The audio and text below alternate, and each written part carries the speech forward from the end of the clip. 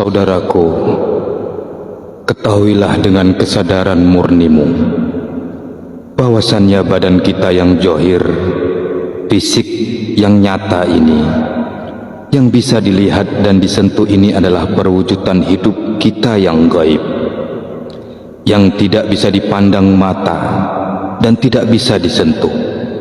Untuk bisa melihat dan menyentuh hidup kita yang gaib itu, diperlukan bayangannya hidup tersebut, yaitu badan kita yang johir fisik nyata ini.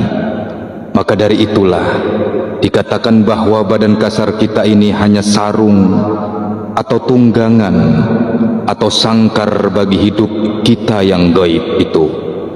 Apabila hidup itu keluar dari badan kita ini, maka tinggallah badan kasar dan lama-kelamaan jadi hancur lebur. Tapi ada yang tidak hancur setelah ditinggalkan hidup, yaitu ruh, yang lebih dikenal dengan sebutan sedulur papat atau mutmainah, alwama, amarah, supiyah. Ada banyak versi bahasa persamaan, jadi mohon pelajari juga agar tidak bingung. Mungkin saudaraku sekalian pernah mendengar cerita ada yang melihat dalam dunia ini bayangan atau badan orang yang telah lama meninggal dunia muncul, berlakon dan beraksi sebagaimana hidupnya dalam dunia dahulu. Sebenarnya itu bukanlah badan orang itu yang sebenarnya, karena firman-Nya, badan akan hancur binasa setelah ditinggalkan hidup. Jadi bayangan atau badan itu adalah ruh, dan ruh inilah yang akan menghadapi pengadilan Zat Maha Suci di akhirat untuk mempertanggungjawabkan semua dan segala amal perbuatannya selama di dunia. Itu sebab disebutkan bahwa diri kita ini terdiri dari 3 unsur. Unsur badan kita yang berasal dari tanah dan akan mengalami proses hancur jika ditinggal hidup kita.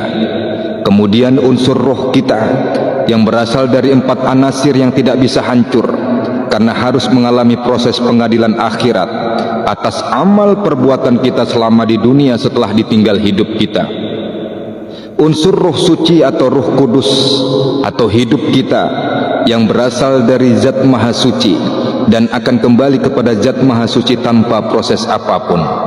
Dan 3 unsur inilah yang saya sebut jati diri atau diri sejati. Untuk itu saudaraku, istilah kata jati diri atau diri sejati berarti mencakup 3 unsur tersebut, yaitu raga atau wujud dan 4 anasir roh serta hidup roh suci.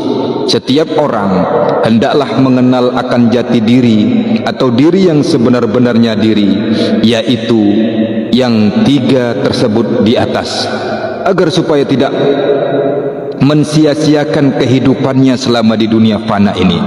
Karena kehidupan kita bukan hanya di dunia ini saja, melainkan akan berkelanjutan ke akhirat nanti, dan dunia akhirat itu kekal abadi, tiada ujung dan berakhirnya.